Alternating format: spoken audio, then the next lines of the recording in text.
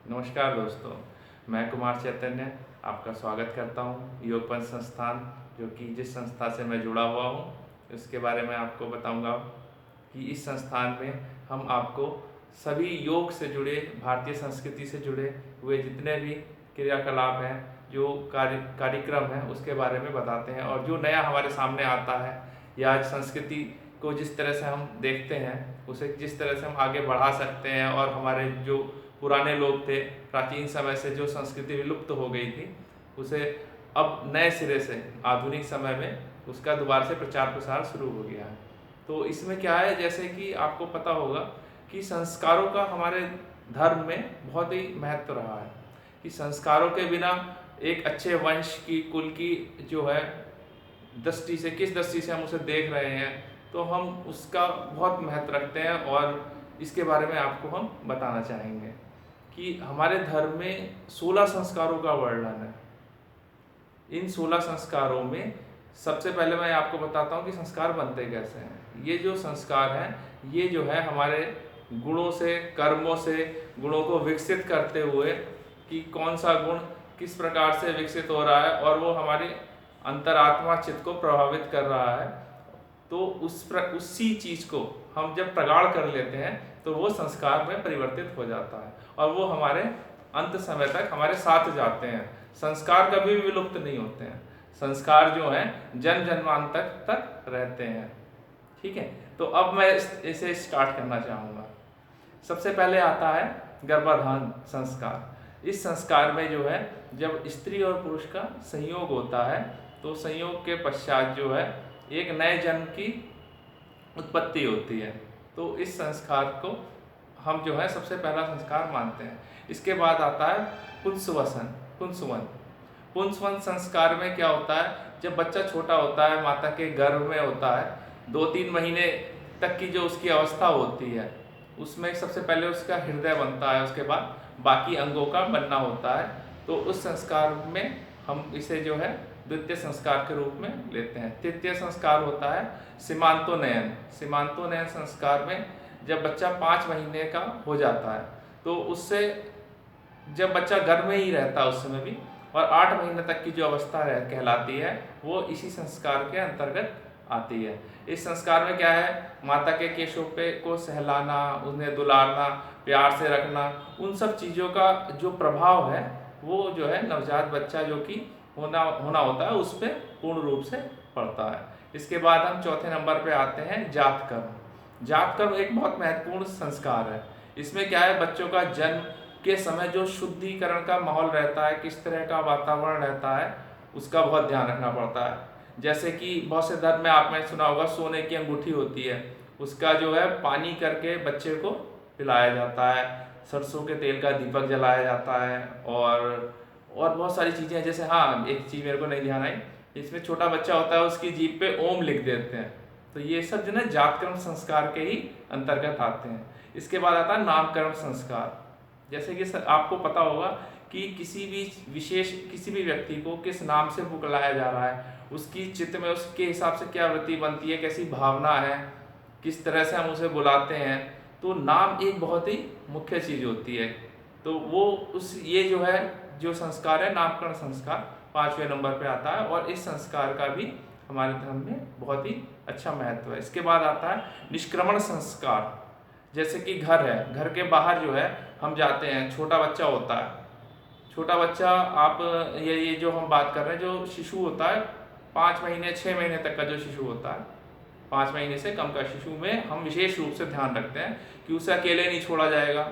किसी अनजान जो बाह्य व्यक्ति है उसे घर में बच्चे के साथ नहीं रखा जाए। बच्चे का विशेष रूप से ध्यान, जितना पालन पोषण जो कि होता है उस समय तक, वो इसी संस्कार के अंतर्गत आता है। इसके बाद आता है अन्नप्राशन संस्कार। अन्नप्राशन, जो छोटा बच्चा होता है 6 महीने तक का, वो माता के दूध पर ही निर्भर करता है।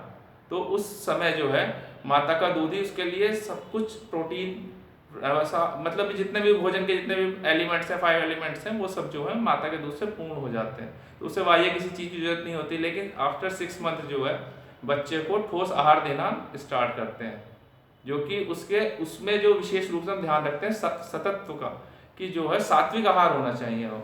उस सात्विक आहार का पूर्ण रूप से ध्यान रखते हुए हम जो है बच्चे को वो देना स्टार्ट कर देते हैं। ये होता है अन्नप्राशन। इसके बाद आता है चूड़ाकर्म। चूड़ाकर्म क्या होता है कि जो 1 से 2 वर्ष तक का बच्चा होता है उसका हम जो है केशों का मुंडन करते हैं। जैसे बहुत से धर्मों में मुंडन बोला जाता है, मुंडन संस्कार बोला जाता है, केश छेदन संस्कार बोला जाता है। अलग अलग तरीके से अपने अपने भाषाओं का, जैसे हमारा देश है भाषाओं का देश है, तो अलग अलग जगह पे अलग अलग नामों से इसे पुकारा जाता है। तो जो मुंडन संस्कार भी बोलते हैं इसे, तो मुंडन संस्कार में बच्चों का इस भावना के साथ मुंडन किया जाता है कि बच्चा जो है निरोगी रहे, एक अच्छी कामना के साथ कि एक अच्छा उसका जीवन शुरू हो रहा है, निरोगी रहे और किसी प्रकार का उसे कष्ट ना हो। इसके पश्चात आता है कर्ण भेदन संस्कार। जैसे आपको बताया कि कर्ण भेदन की जो है ये संस्कार जो है ज़्यादातर महिलाओं में किया जाता है, बच्चियों में, छोटे बच्चों में किया जाता है। और ये संस्कार में जो है छोटे 4 साल 5 साल तक की अवस्था में ज़्यादातर किए जाते हैं। तो इसमें जो कर्ण होता है हमारा, ये नाड़ियों से प्रभावित होता है, नाड़ी होती है, तो नाड़ी का जो छेदन होता है, भेदन होता है, वो हम प्रभावित करता है पूर्ण रूप से, आंतरिक मानसिक और शारीरिक दोनों स्वास्थ्य को प्रभावित करता है।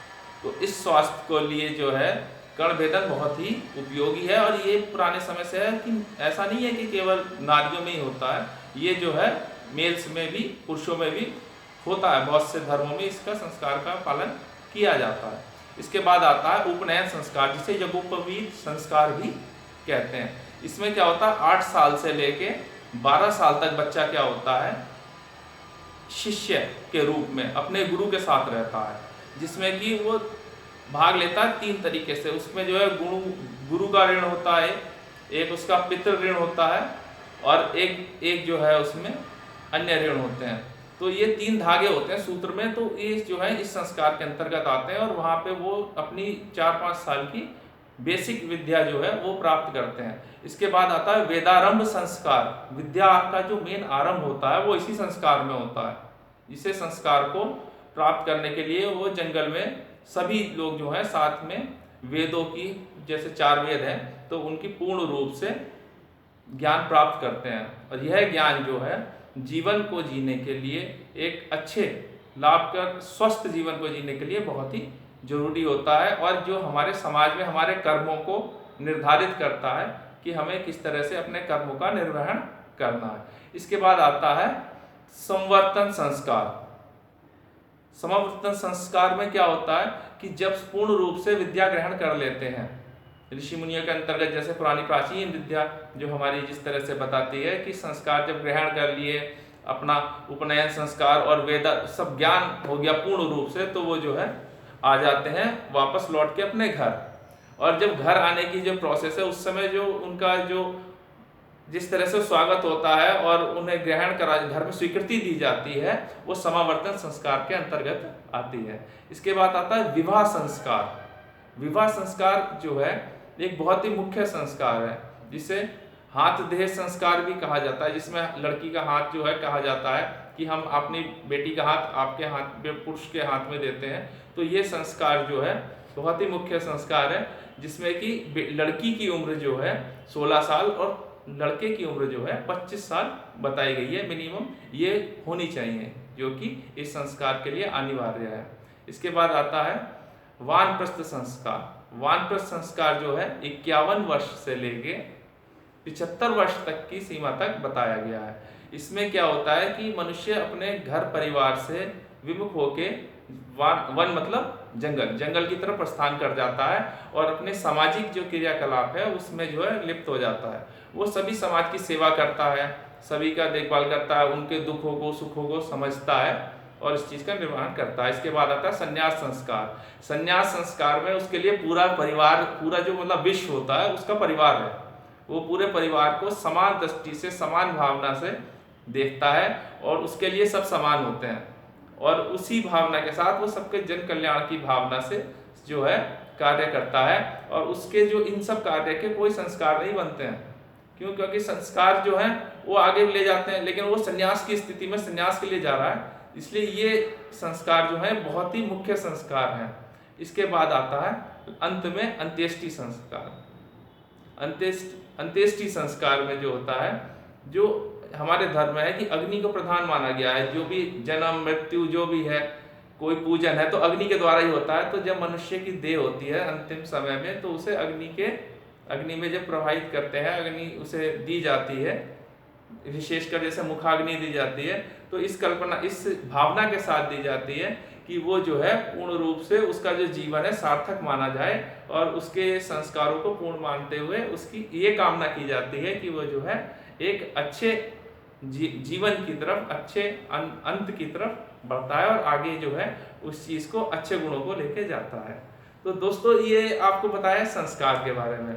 तो ये संस्कार जो है इस तरह से, आज जैसे संस्कार के बारे में वर्णन किया, हम आपको इसके अलावा जो है और अपने धर्म से, संस्कृति से जुड़े हुए जो भी चीज़ हैं उनको बताएंगे कि हम अपनी संस्कृति को भूलते जा रहे हैं, लेकिन हमें संस्कृति को ही जो है पालन करते हुए यदि हम जीवन जीते हैं तो वो श्रेष्ठ कहलाता है। इसी के साथ जो है आज मैं आपको यहीं समाप्त करना चाहूँगा, इसी वादे के साथ कि नेक्स्ट टाइम में आपको एक अच्छी और एक नई चीज़, जो कि हम भूले तो नहीं है, लेकिन ये जो है हमारे समय के साथ, आधुनिकता के साथ जो है वो कहीं पीछे छूट गई है, उस चीज़ को हम लेके आगे बढ़ेंगे। धन्यवाद। और हमारे चैनल को सब्सक्राइब करें, लाइक करें, कमेंट करें, बार बार करें, शेयर करें और हमारे नए वीडियो की प्रतीक्षा करें। धन्यवाद।